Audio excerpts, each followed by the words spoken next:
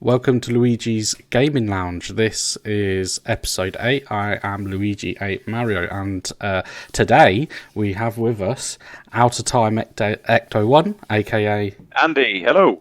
We also have Trip Hazard, aka Barnaby. Hello. Hello. How you guys doing today? All right?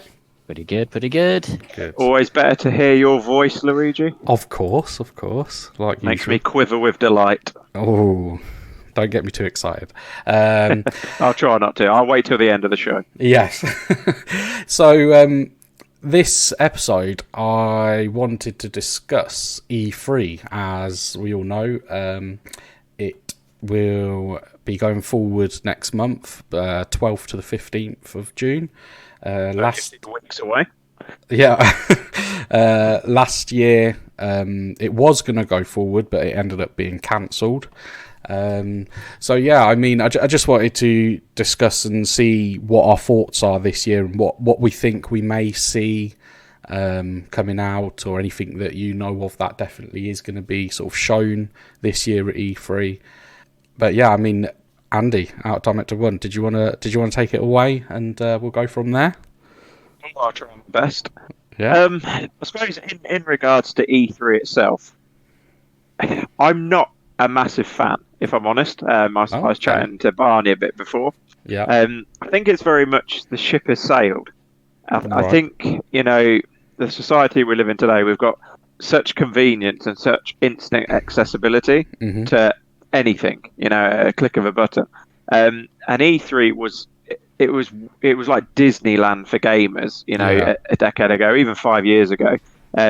You'd love to have tickets, you'd love to go there. It was the Disneyland. And I really think it's lost its sort of appeal and its novelty. I think it was back in 2019. I think that was when Sony first decided to sort of boycott it and not showcase there. Yeah. And when one of the big three firms sort of saying, "No, you know what, we're going to do our own thing," it certainly, it starts begging the question: is there still a need for it or a desire for it? Yeah. Roll on last year, they didn't really put anything in place. We all still knew about games; it was still getting to us one way or another. Mhm. And then it takes us to the present year. Once again, Sony haven't decided to, and not just the big firms, as several developers haven't sort of committed yet. Whether they will or not, who knows? I think Konami, for one example, were committed, but then there's a conflict of timing, so they can't. Yeah. So it seems more. Whereas before, I suppose developers and even the manufacturers and the companies would, they'd bite your limbs off to get through the doors at E3 because they knew that was they could expose to the biggest share of the market in that one event. It's like they now don't need E3 as that marketing tool anymore. Yeah. So, am I personally looking forward to it? Not E3 in a traditional sense. I'm looking forward to, the news that's going to come through, but is it all going to come through E3, or is a bit going to be, dribbled before, a bit afterwards? Yeah. Who knows? But, this episode is on E3 itself. So, kudos. It wasn't it's historical, it's one of the big boys. Like I say, will it stay that way? Who knows? Me personally, obviously, I'm very much sort of Xbox this generation. Yeah. Luckily, because PS5 can't even be bothered to show up, and they're arrogant enough to do their own thing. Yeah. Last thing I'm going to say about PS5, but I'd like to see anything they're going to showcase, because at the moment there's nothing new, let alone even a console coming out from them. So God knows what they're going to do. Xbox, however, they touched on a few games with their sort of pre-launch showcase that really wet my whistle. A new Fable game. Oh, I love the original Fable. Yeah. The pre-launch trailer was very much. There was no gameplay. It certainly got across. It's got Fable's humor in it, but it was maybe like a minute and a half. It was a proper teaser. I'd love to see a bit more into that. I am a big Halo whore. I do prefer Bungie. Obviously, it went to 343, etc. But Yeah. I am very much looking forward to seeing Halo on a new console, harnessing the new Series X power. So a bit more on Halo Infinite. Again, personally, I'd like to see. And they made the right decision, I think, as well, pushing the release for that back once they Oh, 1,000,000%. You know, Xbox have done fantastic. I personally think they've done fantastic. They're doing everything right this generation. And yeah, it could have shot themselves in the foot. And it shows confidence as well. You know, that was going to be their launch title. And for them to say, no, you know what? We're going to polish the shit out of this before we release it. That showed that they wanted to get it right. Plus, they were willing to, you know, forego that as a launch title.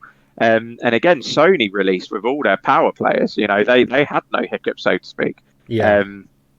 So yeah, I think the future's very strong for Xbox. But Halo Infinite, also again, Rare as a developer. Yes, you know they're not the Rare of yesteryear by far, but they still do come out with some gems. You know, even like Sea of Thieves. You know, it was totally new. It was very unique. The dynamics of it. I am personally interested in seeing a bit more of their game Everwild. To me, I like a game where it has a certain element of magic and just feels a little bit special, a little bit different. And the pre-launch console trailer of that, I really liked it. It had a good feel to it. But again, I can't really comment more because they didn't show you a lot. So yeah, from my point of view, there is some key Xbox titles that I'm loving to see a bit more. Hopefully, a bit of gameplay. Again, I may be covered. I'd love to see how they're going to implement Flight Simulator onto a console. Now, I loved Flight Simulator games back in the past on the PC. Yeah, maybe I was that nerd show in my room. I don't know, but there was something about it. And the fact you could set it in autopilot and go do stuff and come back after a couple of hours, brilliant.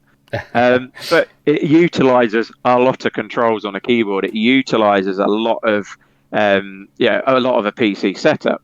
And even the fact you're sitting at a desk feels more like a cockpit. So it'd be interesting to see how they're going to intend to transfer that and the whole feel of it across the console. I'm expecting a custom controller.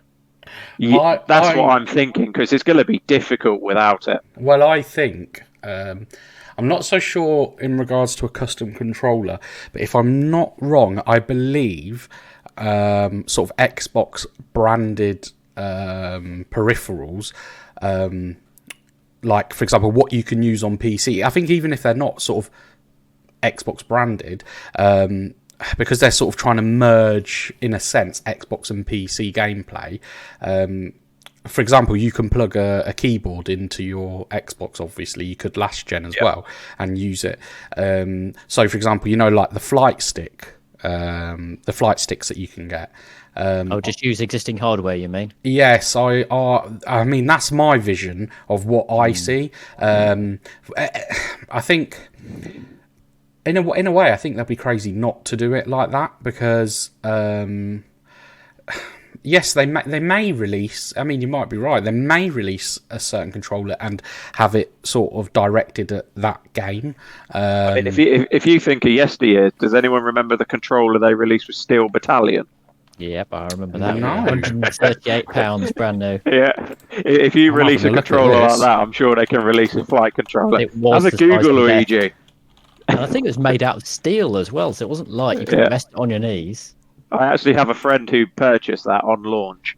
Oh, wow. I'm just looking at it now. That's a controller, Luigi. Yeah. Oh, wow. I mean, but this is what I'm saying, you see. They like anything, you know, you do have your sort of hardcore fans of things, and it may be that, you know, they create something like this, but I don't think it's going to be... by no means at all. I don't think it will be mandatory. However, I feel that those hardcore gamers out there who want the full experience would fork out for something such as what I'm seeing in front of me now, the Steel Battalion controller. But yeah, I mean that is something. It's going to be an interesting approach, because you mentioned hardcore gamers will want something. But then to me, if you're a hardcore flight sim fan, you've got your cockpit set up in your bedroom or in your living room. Yeah, true. You know, any flight controller isn't going to tick that box. Whereas if you're a console gamer, you're probably not going to be that interested to warrant a custom controller. So it is a very tricky situation. But what about these people? Sort of marketing approach. What about these people stuck in the middle where, they haven't got the money for all singing or dancing PC, but they've always had an interest? Like, there are people that sit on YouTube and watch, for example, Flight Simulator being played on PC, and they're thinking, oh, I wish I had this on my console. Now's their opportunity to go, yes, this is coming out for console. I've got enough to, or, I've saved up for my birthday for Christmas, and I'm going to get it, sort of thing. Do you see where I'm coming from? Like, I think there's definitely. And touching on what you were saying about the keyboards, I'm very much on the fence with that, because peripherals, they're great, but the purpose of a console is to have that relaxed, easy gaming experience. I think we touched on it maybe in previous episodes, but I like to come in my lounge, press one button on my control pad, mong out on my sofa, and I'm set. Mm-hmm. Whereas a PC is a completely different, you have to set it up, switch it on, get your stuff ready, calibrate your settings if you want to, and all things like that. So there's a lot more to it. And when you were touching about the peripherals, a keyboard, I would love to have a keyboard implemented on a console that actually feels like you can still be as relaxed with a controller. But as soon as you start using keyboards and mice or a mouse, you can't do it on your sofa very easy. You need like a chair, you need a setup, you need a side table, you need this, you need that. If something could be created so that you can basically lap game but have the full sort of customization and control, whether it's a flight sim, whether it's a real-time strategy game or something like that, but feel like you've got the comfort, that would be amazing. Don't ask me, I'm not an engineer, I can't conjure it up, but something, I don't want to feel archaic where I'm plugging in a USB keyboard or even a wireless keyboard. I want something that feels like I'm gaming on a console, but with all of the, like I say, customizable, all the additional controls of a keyboard and mouse. Yeah, I get you. Yeah. I suppose that's something that we're gonna see when they. I'm guessing we'll see it before it's released, properly. But I don't know. I mean, I understand what you mean, because it is difficult with keyboard and mouse, like you say. Generally, people would have a console set up in their living room, in their bedroom, on their main TV. Whereas obviously a lot of PC gamers, majority, will have their own little setup, away from their main TV. I should imagine very few PC owners, game owners, are hooking that up to their main TV. I mean, I can sort of see ways round with the using the controller. For example, all the buttons that you have, A, X, Y, B, the shoulder buttons, etc. Now, if, for example, they implemented something such as, let's just say if you clicked in the right stick and you had it pressed down, then all of a sudden, you've got like that. You can toggle alternative buttons. Yeah, so like Alt 1, Alt 2, Alt... Yeah, a bit like Shift. So you'd keep that held down, let's say, and then when you press that and LT, the left trigger, it's a whole separate command. Do you see what I'm saying? So, I mean, there is that possibly they might... That's some serious button mapping and learning controls, isn't it? Well, yeah, I mean, but at the end of the day, I think the main I wouldn't imagine it's much worse than a keyboard, though. Sorry? I wouldn't imagine it's much worse than a keyboard, because it's still button mapping. Yeah. Abstract keys, which don't necessarily have relevance to what an actual aircraft control panel is like. And I think people have to be sensible with the fact that at the end of the day, the game in question here is Flight Simulator, not Flight Arcade. There's going to be there is going to be a lot more work going into it for the user. I mean, that's the whole point of a simulator, isn't it? Is to simulate actually doing that particular thing. My point of a simulator is so I can game online with my mates and crash into each other at 38,000 feet. That would be interesting to see if that could happen.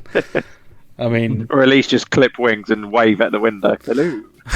I wonder if you might have touched on something there. I wonder if you could get into like a fighter jet, in multiplayer and meet up with your friends and have a dog fight or something. Or if one of you guys is flying Air Force One and like other two of you got like MiGs or something like that, you got to escort it on the wing and stuff. Do you know what that would playable missions like that would be pretty damn cool. I was going to say that would be pretty cool if they open that up to like how like you can allow the community to create sort of their own game within a game. Yeah, that would be pretty sweet, actually, thinking about it. Or you could get missions where you got to scramble like a Typhoon, like take off vertically off like a battle cruiser, and then sort of locate where you've got to go to and things like that. Yeah. That would be really cool. Yeah, it sounds good, actually. But we'll probably just be in like a Top Gun the game. If you see a Cessna taking like Margaret and her husband on a tour at a Grand Canyon, that's probably what we're going to be getting. Yeah, more than likely. Yeah. But anyway, so back to E3. We've gone very much a focus on Flight Simulator at the moment. We have here. Have any of you guys played the original Fable? I've not played the original. Yeah, a bit. I played the second, and I loved it. Absolutely loved it. Okay. Awesome. And I'm just going to bring one more thing I am looking forward to seeing. Yeah. Don't know. It hasn't been announced or anything. This is more because of my pro Xbox this generation fanboy-esque. Mm-hmm. I can't pronounce the name for love or money. The developer behind who Microsoft recently acquired behind like the Elder Scrolls series. Is it Bethesda? Mm-hmm. Bethesda. It'd be interesting to see what their plan of action is going forward. Are the new releases going to be exclusive to the Microsoft family? Or are they still going to allow access to PlayStation, or is it going to be time limited? From what I've heard, it's going to be Game Pass oriented. Yes. So that means primarily Xbox and PC. Yeah. Yeah. See, that is a big swing for Xbox, then, isn't it? Yeah. Because the Elder Scrolls Fallout, they've got big followers, haven't they? Massive. Yes. Yeah. I mean. Sorry, something just popped up on my screen then. I just had to... It put me off then. Sorry about that. As like Barney said, I believe they confirmed, didn't they, that it is any sort of future releases are literally only going to be on Xbox. If I'm quoting correct, I believe the answer was something along the lines of... that they will be available wherever Game Pass is available. Yeah. So the whole Microsoft family, whatever platform. Yeah. So, common sense would say, right, well, are PlayStation going to allow Game Pass on PlayStation? Don't think so. Not a chance. Don't think so. So, to me, that says that is, those titles will not be coming to PlayStation whatsoever. Which is a bit of a kick in the balls for, PS5 owners, but that's all part of the business, I think, isn't it? Because they want you to purchase their console, they want you to experience. I just want them to. All they need to do now is secure like the God of War and the Dark Souls franchise, and I think they'll be set. Yeah, just a bit. I mean. But Sony had this approach in yesteryear. Though, like Sony used to have a lot of sort of rights over exclusives, didn't they? Mm-hmm. Yeah, whether it was as early as like your Crash Bandicoot, some of the GTA's, they had a big grip on exclusives for a good while, and it seems now that the power axis has shifted massively in Microsoft's favour. Yeah, obviously, they've thrown a lot of money at it, but yeah. One thing I just wanted to mention, because obviously I know we do bash on Sony a bit, especially you, Andy. So easy this generation. Yeah, but this is what I say when you say, "Oh, what have they got? Nothing coming." But online, obviously, I try and keep myself. You're a politician. You're keeping yourself one leg over the side of the fence. Yes, I am. But whereas I'm a Piers Morgan, this generation, what's PlayStation got that Xbox hasn't? Let's speak the truth. One of the games that seems to be getting a lot of hype, and I think it's for all the right reasons, is the new Ratchet and Clank game, Rift Apart. It's coming out. I believe it's the 11th of June. It's been released. So literally like the day before E3 starts. And yeah, I mean the amount of hype around it is very real. Like there's a lot of fans from sort of the previous generations that are looking forward to it. And I think the thing with something like Ratchet and Clank is going to appeal to new gamers also, given that it's, you know, very sort of animation-y style. It'll appeal to the new gamers if they've actually managed to get a console. That is true. At least on Xbox, you can still play it on your PC or get a Series S. Yeah, that is true. But that, I mean, they seem to be. When I say they, I'm talking sort of Sony fans and Sony fanboys. They, online at least, they seem to be really clutching at that game, with it being exclusive. Another game also is, you've seen the game Deathloop, haven't you? Yeah. Yeah. That was in the pre-release trailers. Yeah, now that game there is a Bethesda game. But as far as I'm aware, it is actually it's an exclusive, I believe, for PS5. But however, it's the deal was done before the other deal. Then yeah, so it is actually a timed exclusive. So it will eventually launch on PC, and I presume with it being a timed exclusive plus being a Bethesda game, it will end up on Xbox as well. Whether that be a year after, year and a half. I don't want it if PlayStation's had it. To be honest, it sounds really cool. I mean, I've looked into it a bit, and there's like the protagonist in there, which can just sort of turn up at any time. This music plays, and you're like on the lookout for this protagonist because they're like badass, basically. And it seems like another player can play the protagonist, so sort of can sort of just jump into the session and basically try and take you out, which sounds crazy. Wow. So yeah, it seems quite cool. Sounds a bit like the old Dark Souls mechanics of when players are invading your world. Oh, they can either cooperate with you or they can try and take you out.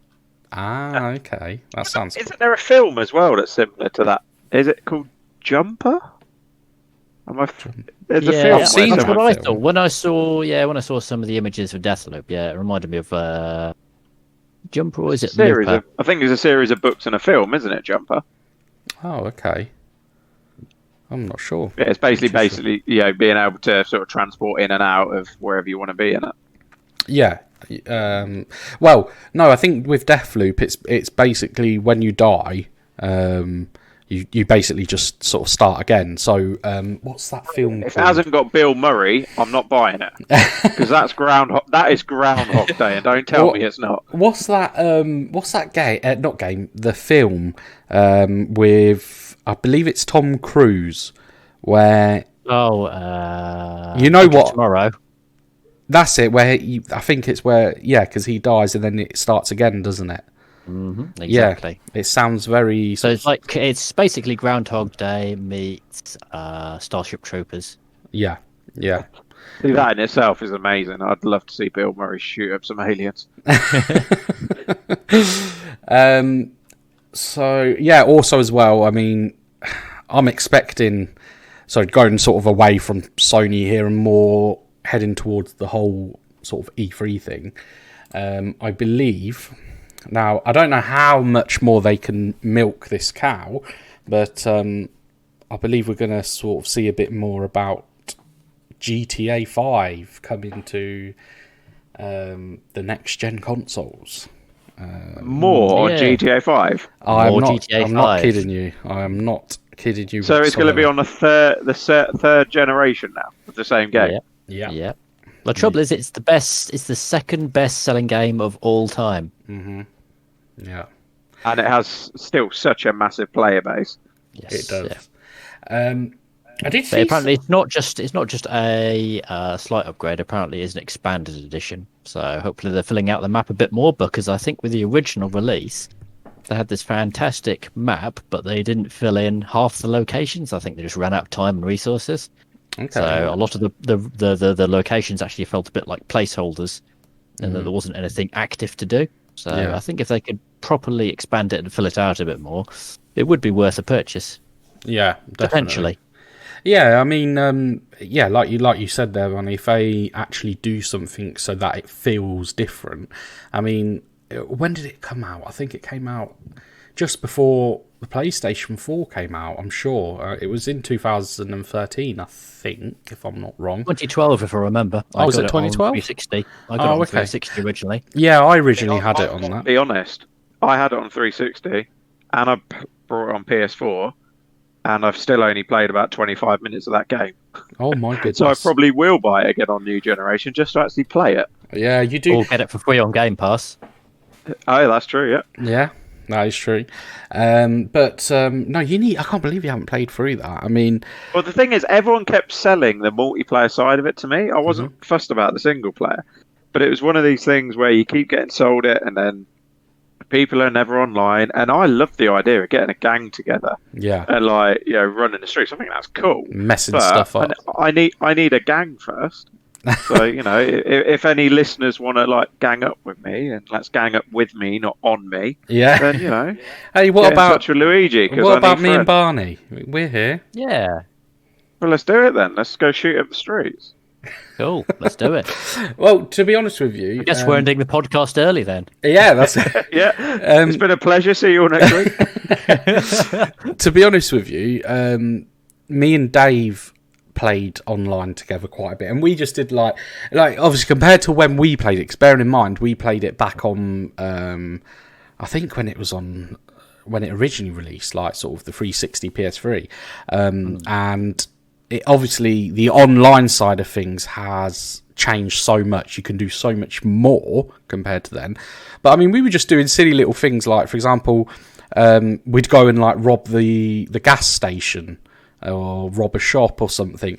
But me and him had a real good laugh on that game, because obviously you then get chased by police, and it's just it's one of those games that you can just have a laugh. It is the ultimate sandbox, isn't it? You just go out there, do whatever you want. Yeah, exactly. And but no, it's basically Minecraft but with guns and sex and strip clubs and weapons.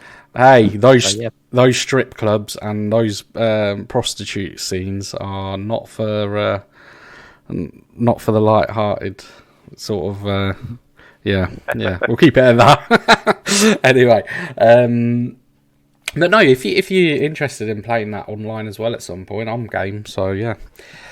Nice. Right. Awesome. Yeah, Barney, is there obviously Andy sort of took point and said monopolised. His yes. I was invited. I just went with the invitation. Yeah, that's what I mean. Is there anything in particular you wanted to bring up regarding E3? Yeah, I mean, to a degree, I actually agree with Andy's first point in that I think E3 is becoming less relevant, because with social media you can get your information direct, and there's no need to wait for a big show. So I am again more keen on the news coming out of E3 than the actual event itself. So I think maybe in the future we're going to see less and less of shows like E3, and they become small and maybe even irrelevant one day. Yeah, which is sad, but I think it's a sign of ongoing changes in communication between developers, publishers, and gamers. Yeah, definitely. I think like you say, given how we communicate with each other now, in a way, it sort of makes sense that it's all online, and that you don't have the need for this sort of big event, because the big players such as Microsoft, Sony, Nintendo, even developers, they are more than capable now of pushing their content to the public. They don't actually need an event to happen. They can create their own digitally, and can we spare a thought? Because obviously, social media nowadays and E3 is becoming irrelevant. But I imagine, obviously there's a bit of an age difference between myself, Barney, and you, Luigi, but I imagine it's still the same case. when I was younger, I found out about the upcoming games by buying Games Master magazine or Mean Machine Sega. Oh yeah, Mean Machine Sega, that's classic. If I didn't get those magazines, you couldn't have a conversation with your friends. True. You couldn't have a conversation in the True. playground. Like before 1995, you couldn't really access the internet easily. Yeah, exactly. Pre dial up, and even dial up. Not everyone was sort of using it. Not all the developers and the companies were actually actively using the internet. So even if you did have the dial up, you wouldn't necessarily get the information you needed. But yeah, I remember the actual old printed press was the newspaper for the games, and it even went into sort of the PlayStation and Saturn era, because you used to get your demo discs and things like that, and that was where you got your gameplay demos. Until basically, like 2015, I was subscribing to like Edge magazine and Retro Gamer. Yeah. Oh, okay. So yeah, even in recent years, when a lot of information was online, I still subscribe to magazines because of the quality of the writing and the editing. Yeah.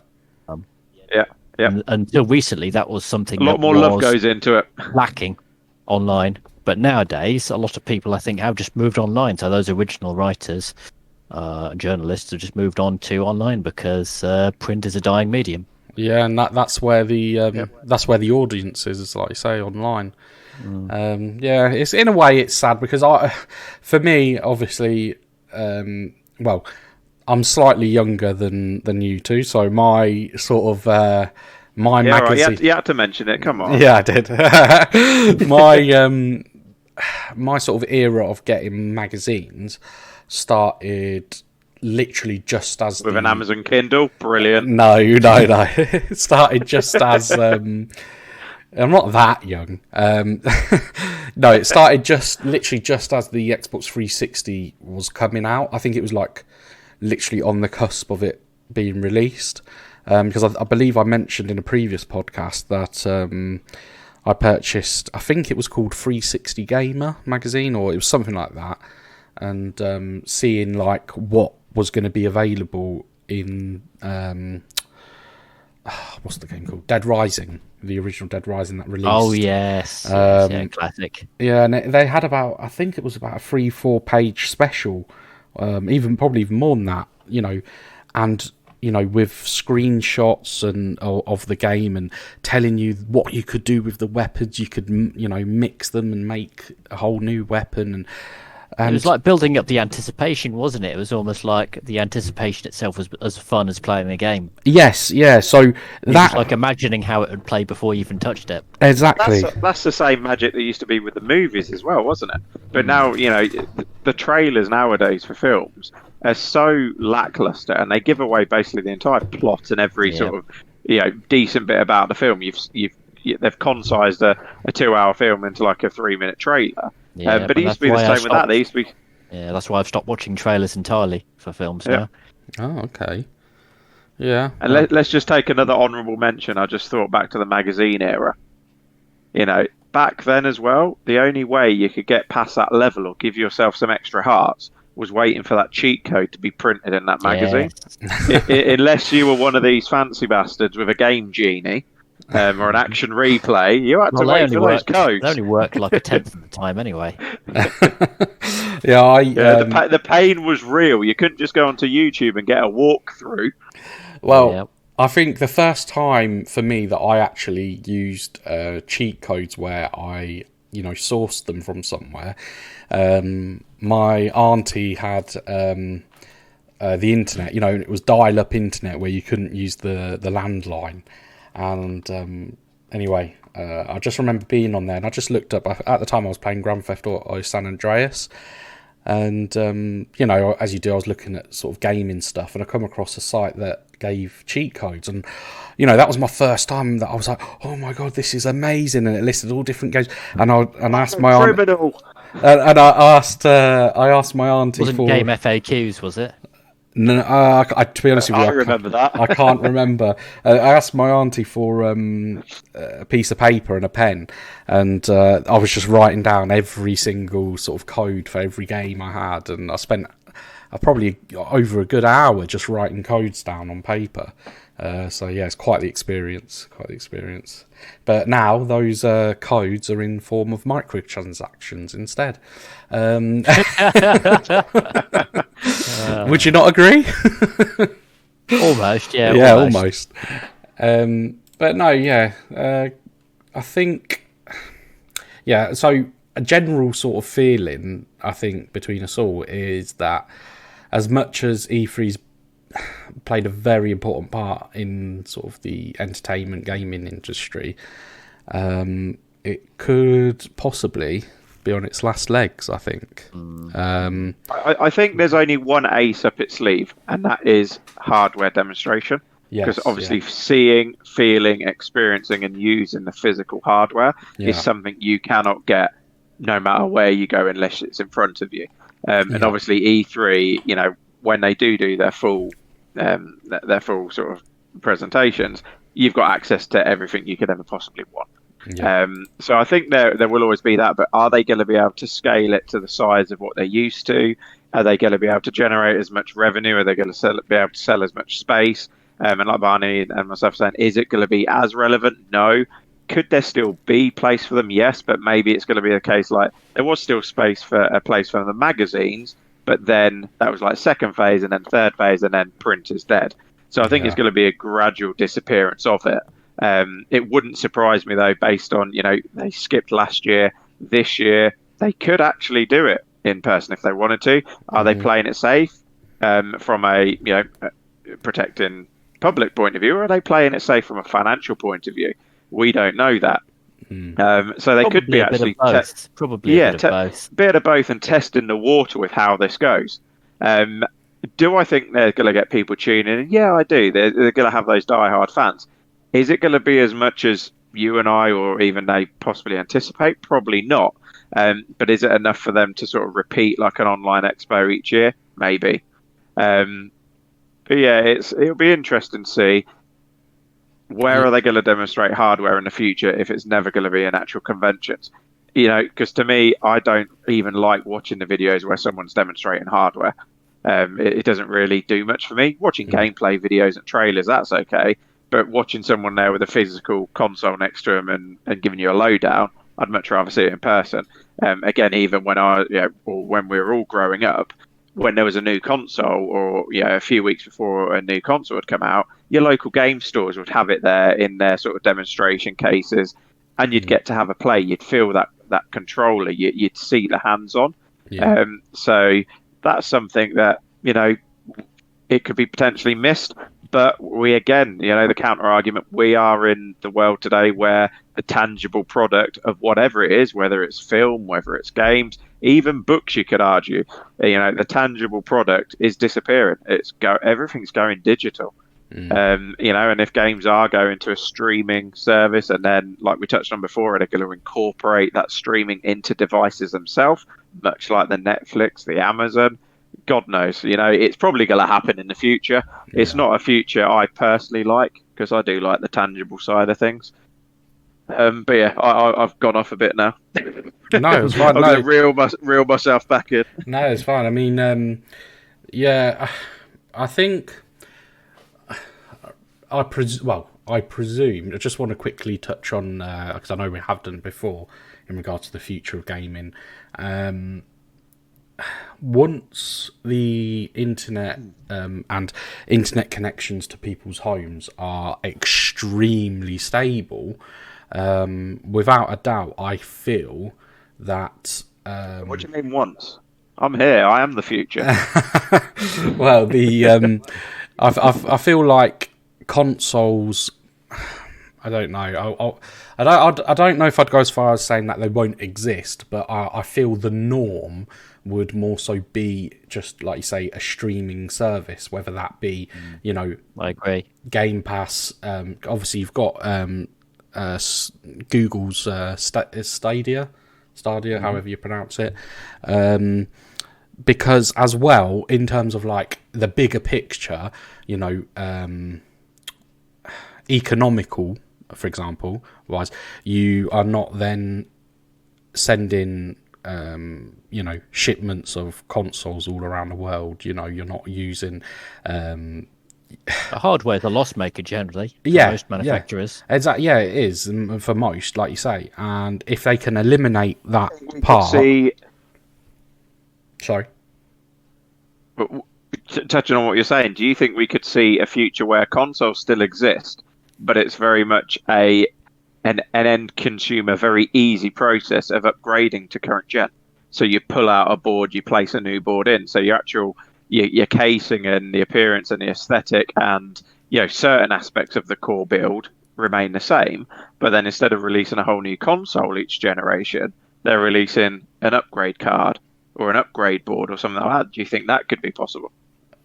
Yeah, I mean they are doing that with a phone that was recently released, an Android phone where you could actually modify and upgrade the components. And one of the big selling points is it's more eco-friendly because you don't bend the whole Less phone. waste, isn't there? Yeah. You just get rid of the components that no longer work or need upgrading. You just replace that, and you keep the rest of the phone. So the entire equipment is modular and can be interchanged. Mm. So And I again, could there's see a lot of plastics as well, isn't there? And the plastics are Yeah.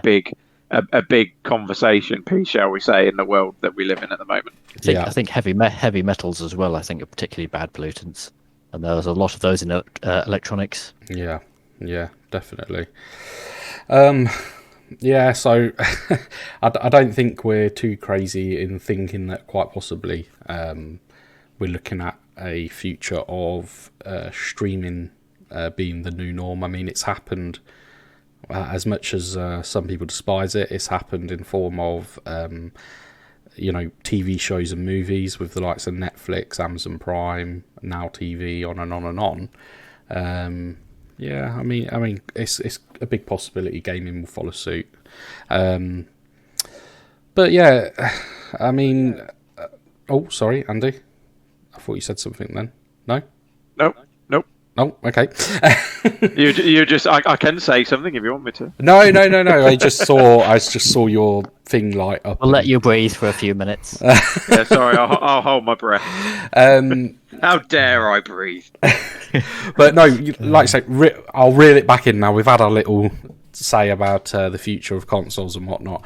Going back to E3, we haven't obviously mentioned Nintendo so far. I'll chip in here. Yes. Going on the basis of you saying about me breathing, Breath of Fire 2. Is it Breath of Fire 2? No, Breath of the Wild. Breath of the Wild 2. That's what Breath I was. of the Wild 2. There you go. That's Breath it. of Fire was a turn-based RPG, if I remember correctly. Breath of the Wild 2. There you go. Yes, Breath of the Wild 2. So I think a lot of people are hoping that Nintendo are going to use E3 to give a release date on Breath of the Wild 2. Yeah, and hoping for gameplay footage of Splatoon 3 as well. Splatoon, I haven't played the first Splatoon, but I've played the second one. And do you know what? It's actually a real fun game. I don't know if you two have had any experience Played with... the first one a little bit. Yeah. It didn't grab me immediately, but maybe I didn't give it enough time. Yeah, I mean, the second one's a lot of fun on the Switch. I played the second on the Switch. I'll be honest, it didn't grab me the same as it didn't grab Barney. Yeah. But Noah, my son, he loves it. Yeah. I think it was a bit too... Yeah, it is Nintendo Switch, so it's not a negative by any stretch of the imagination, but it was a bit too cartoony, a bit too kiddie-friendly. I get that. For my liking. I Yeah. like to see a bit of blood splatter on a wall when I get a headshot, sort of thing, Yeah, no, I totally get that. And as well, people are waiting patiently for Pokemon Diamond and Pearl remakes. Because I think they have... they've shown a bit of it, I believe, of the remake. Or remakes, should I say. So yeah, I mean, Nintendo look like they're set to have, especially if they're going to show more of Breath of the Wild 2, because obviously... And what do you think the chances are of them showing off the Switch Pro, or whatever it will be called? I mean, I think it's too soon to showcase that, personally. Do you think? I don't think they're even at that stage. I don't think. I may be wrong, but they're not looking to release until some point next year at the earliest. But it's now a good time to show it off, get people's appetites whetted. Yes, that's yeah. I don't work in the industry, so I don't have the right or the wrong answer. But if you look at the trends of what Sony and Microsoft set, you'll be lucky to see the hardware like a few weeks before. Yeah, You know, true. they literally left it last minute. Yeah, true. I think Nintendo have quite a good track record of showing the console quite a bit in advance, don't they? From what I can remember, anyway. But yeah, it's been spoken about a lot. I don't think it's been confirmed, but I'm pretty. No, I mean, it's only rumored. yeah, it's rumored. However, Nintendo, and quite rightly, they don't have to follow suit, but I mean, look what they did. They released the Wii, then they released the Wii U, and they're not following Microsoft or Sony's timeline. They're literally their own. Exactly. Do you know they what I don't mean? have to. They're not competing for the same market space, are they? No, exactly. They're not. No, they're not at all. So yeah, it's hard to say. Maybe. Out of sorry. No, I was going to say maybe you're right, and maybe it is too early. Possibly, maybe next year might be the time to show it off. But I definitely think we're going to see either a Switch Pro or something, whether it's called that or something similar, for sure. But yeah, sorry, Andy, you were saying? Out of curiosity, Barney, obviously touching on previous episodes, have you played Zelda Breath of the Wild? I have not, although I think my brother has it on Wii U, I think. So I was just wondering what your sort of opinion is, given your controversial opinions in other episodes of previous Zelda games. Oh, yes, yeah. And also singing praises of something, don't get me wrong. Yeah. No, so I like the art style, but I couldn't actually tell you about the gameplay. I think out of all the 3D Zeldas, probably the Wind Waker. I was a little bit harsh on it when it first came out because of the cartoony graphics, but now as I'm a bit older and wiser, I can appreciate the value of it and what Nintendo were trying to do with the series. So I think out of the 3D Zelda, yeah, definitely the Wind Waker is probably my favourite. But generally, I prefer the 2D Zeldas, and in particular the original Legend of Zelda: A Link to the Past on Super Nintendo. Yeah, by The far. Wind Waker one that they looked a bit bobbleheadish was on Yes, the GameCube. cell shaded Yeah. graphics. Yeah. Oh, okay. Yeah, I remember that one. But Nice. it wasn't cell shaded in the sense of like the 13. Like they looked very cartoony, didn't they? Like quite. from Yeah, what I really remember. cartoony. Yeah, I mean, you Yeah, can do yeah. cell shaded in a kind of more adult oriented graphic novel type of way, or you can do cell shading in a very sort of cartoony Disney or Japanese animation style. Yeah, I think I know which one you're referring to. So also, But- oh yeah, Sorry, just touching on sort of games E3 again. I've thought of another.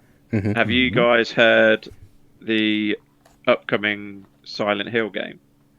No, I have not. no. The creators of that it started rumors last year. I think it started circulating, and basically, obviously, the creator and I don't know his name, but whoever's responsible for all the Silent Hill franchise, it was originally rumored last year to be a horror game, a new horror game from the Silent Hill creator. The more it's getting spoken about and the more recent it's becoming a new Silent Hill game. And again, on the grapevine, basically people are really hoping something gets announced at E3. But I may be mistaken, but isn't Konami the publisher of Silent Hill? And I think only because of time constraints or conflicting diaries or something, they can't make it. That's not to say they might not, give something in their absence or do their own sort of reveal. But there is a lot of sort of substance behind. There might be something coming of that. And I like the Resident Evil series. Majority of them pretty decent, solid games. But I used to love the original Silent Hill games. Like to create that sort of suspense and horror in. I only played the first one, but that was atmospheric as hell. That was and considering the the graphics, it was like how they achieved that. That was good. I think it was the sound and also maybe the lack of graphics, because what you couldn't see was scarier than what was on screen a lot of the time. Yeah, like the Alien film, I think we mentioned in the previous episode as well, isn't it? Like in the first Alien film, you see the alien for about 5 minutes, but it's a much more suspenseful sort of horror film than any of the latter sequels thereafter. Because your So it'd be imagination interesting, takes over. and that could be a dangerous place, especially in Luigi's mind. Well, I was going to say I have got absolutely zero input on this because I've never played one, because of the fact that even just looking at the type of game that it is makes me crap my pants. It is moderately terrifying. Yeah, it's moderately terrifying. If the likes of the newer Resident Evil games, I haven't played Village, so I can't comment. But Res 7, for example, that's a pretty scary game. That is terrifying. So and Silent Hill has always had back in the day. Silent Hill was the scarier game out of Silent Hill and Resident Evil. Definitely. So if Silent Hill come to the table with their level of horror and suspense, with the sort of the quality that Resident Evil 7 delivered to the table, my God, that could be a hell of a game, but one you'd want to play with like 8 mates around you, just for the sort of support network. Yeah. Maybe a counsellor on standby. I'll just quickly address the dog in the room here.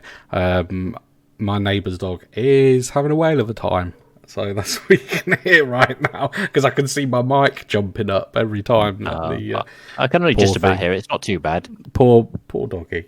No, what was I going to say on that? Yeah, the thing that made me even more certain that I wouldn't sort of touch a Silent Hill game is, I don't know if you've seen, there's a meme that's floated around for quite a few years now, and it shows somebody standing there, and there's a sign to the left saying Raccoon City and a sign to the right saying Silent Hill or something like that, and the amount of people that said they'd rather take their chances in Raccoon City. Of course you would. So, you know what you're getting yourself in for in Raccoon City, don't you? Yeah. So the fact that I saw that, I was like, no, I'm not touching Silent Hill. That's definitely surely, not for me.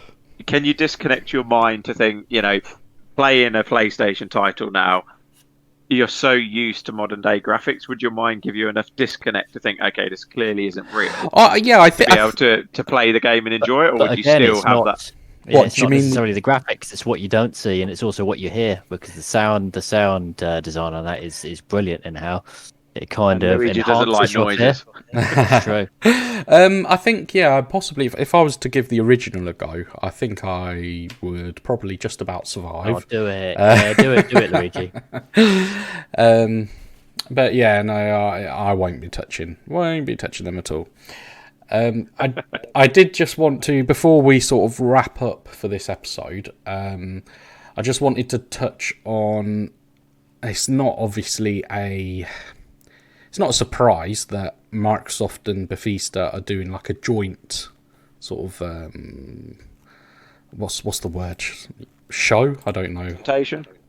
There we go. Thank you for saving the day. You're welcome. It's no surprise they're doing a joint presentation.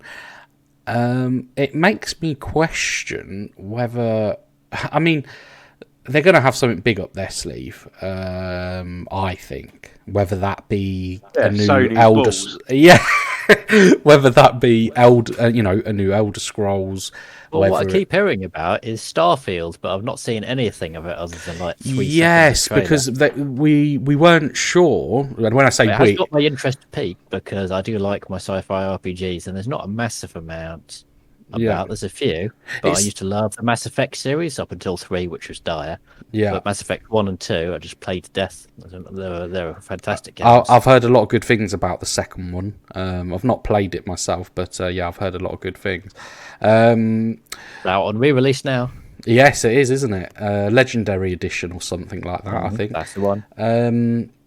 But sorry, I'm just going Starfield. Starfield, yeah, there we go. Thank you. Save the day. Right. Everyone's saving you, Luigi. I know, I need it. Right, Starfield. So, we weren't sure. When I say we, I mean we as a gaming community in general weren't sure whether it was coming to PlayStation. And I believe since it's been confirmed it's not going to be coming to PlayStation.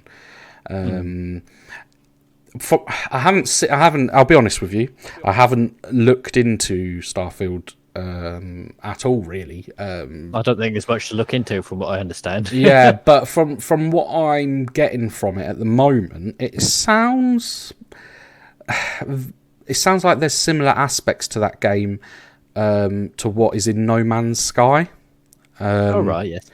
So I'll be interested actually to look into it and see, because I mean, as me and Andy have mentioned previously, No Man's Sky is so vast and you can do so much. It'd be interesting to see what. You get Barney on that. Yes, we do. I've got it installed. Ooh. You tease. Big tease. But yeah, no, I'm just waiting on more information really in regards to Starfield. Myself, I'm not like a huge, I'm not a Trekkie fan. I'm not really a Star Wars fan. Don't get me wrong, I do like the Star Wars movies. I've only actually watched them properly in the last year or so. Because of the Star Wars films. Yeah. Oh my god! Because my son, and it's like every week brings a new revelation about what Luigi's not played and not seen. Yeah, well, to be honest with you, it never really piqued me interest. And then one day, the kids had one of the Star Wars films on. I think it was. I don't know the name. The one where Jesus, you've got to be careful with which one you say. Right, it's the one. It is the one where. Has it got Jar Jar Binks in it? Because that's a classic. I'm not sure. It's the one where they get captured and it's the one where they get captured and they have to fight. That's basically every film. No. They get trapped and they have to fight in like this arena. It's almost like Roman style. 2, I think. Yeah, and I was watching that and I was thinking, damn, this is really cool. So yeah, then every time the kids were like, can we watch a movie? I want to watch Star Wars. I was like, yep, okay, I'll get ready. Let me get a drink. So then I started watching. Curiosity, Louis, have you watched the Star Trek films? No, I have. Right. I have seen some Star Trek program, and personally, it bored the hell out of me. Right, trust me. Watch the latest 3 Star Trek films, the Kelvin timeline. Mm-hmm. Watch those 3 films; they're awesome. Okay. Star Trek never appealed to me. Same as you. You could, a couple of the older films were okay, but a lot of them were cash cows. They weren't the best films. The TV series, okay, I can see they're very good shows. They weren't my cup of tea. But the latest 3 films, the Kelvin timeline, they are cracking films. Well, you would really like them, trust me. Maddie was quite a Trekkie back in her teenage days. She loved a bit of Star Trek, so she'll be glad to hear that. By saying, beam me up, Maddie. Yeah. And then 2 minutes later, we have, Maddie, I just don't have the power. I'm guessing that's a Star Trek thing, I presume. But yeah, she'll be very glad to hear that that's been recommended, because I'm sure she'll watch that with me. So honestly, that you don't even feel like. Ignore the fact it's Star Trek. It is Star Trek, but ignore the fact it's Star Trek. It's just an amazing sci-fi action film. All 3 of them. Right. But yeah, the latest 3 ones, watch them. You'll love them. I'll give them a go. Just for you. You'll be thanking me after. Have you seen them out of curiosity, Barney? Or I've seen all of them. Yes. Yeah. Would you agree? It's they're pretty good. It's not heavy on the Star Trek geekiness. It's more if you like the Marvel films, it's like Marvel in space. Yeah, they've kind of rejigged the Star Trek universe for a more contemporary audience. Yeah, definitely. They reinvented for the new.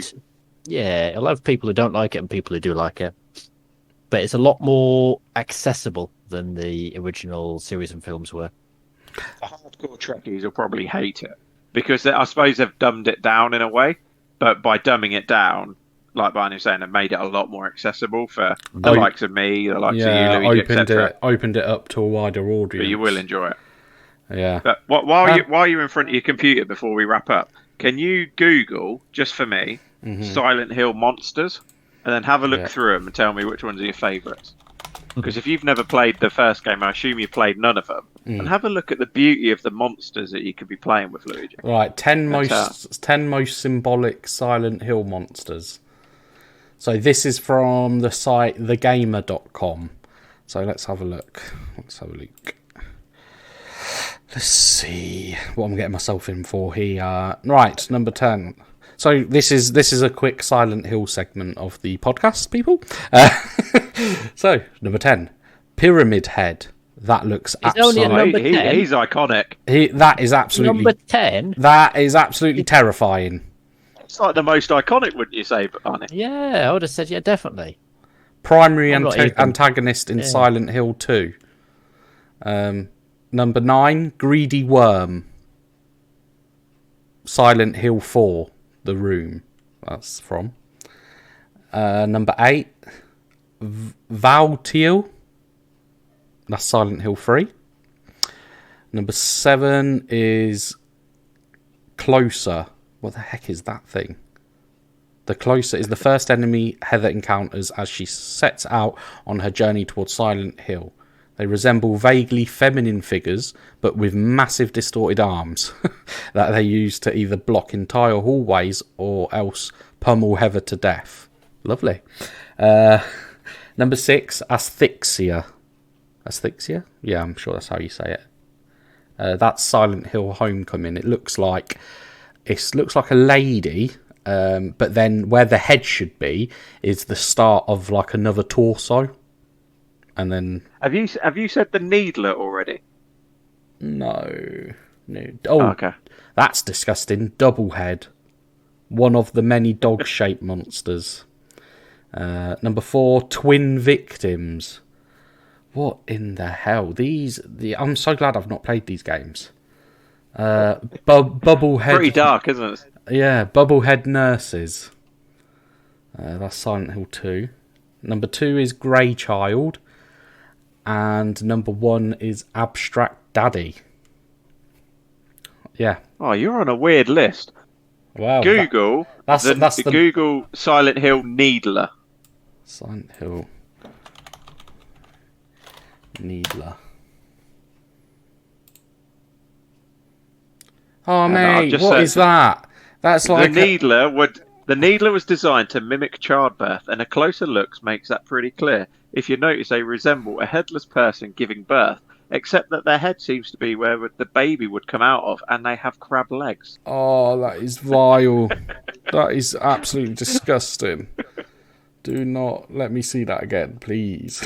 See, imagine what they could come up with in the next game. Beautiful, beautiful. Give that scary game we were talking about a run for its money. Or is it Evil Within? Oh yeah, Evil Within, yeah. I reckon it would give that a run for its money. Right, well, on that note, now that it's going to give me nightmares, I think Sweet dreams, listeners. Yeah, we shall wrap up. Obviously, it's mainly been E3 chat, but we did go off track a bit. But, however, I'd just like to remind people that,